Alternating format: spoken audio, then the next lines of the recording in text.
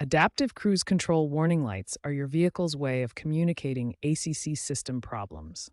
Understanding these signals helps you respond appropriately and maintain safe driving.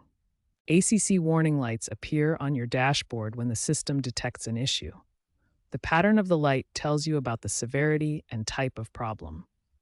A solid ACC warning light typically indicates the system is temporarily disabled. This often happens due to sensor obstructions, minor calibration issues, or weather interference like heavy rain or fog. A flashing ACC warning light signals an active system malfunction requiring immediate attention. This could indicate sensor hardware failure or communication errors between system modules. Intermittent warning lights that come and go can stem from loose connections, intermittent sensor failures, or software glitches that need professional diagnosis.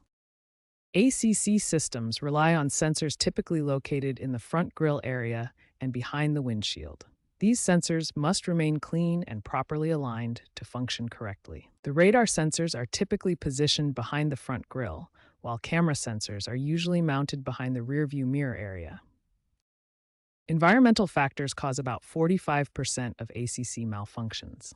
These include sensor obstructions from dirt, snow, or ice, weather interference, and extreme temperatures. Snow and ice accumulation, as shown here, can completely block ACC sensors. This is one of the most common causes of ACC warning lights during winter months. Start your diagnosis with these initial checks. First, look for obvious obstructions like dirt, snow, or ice on the sensors.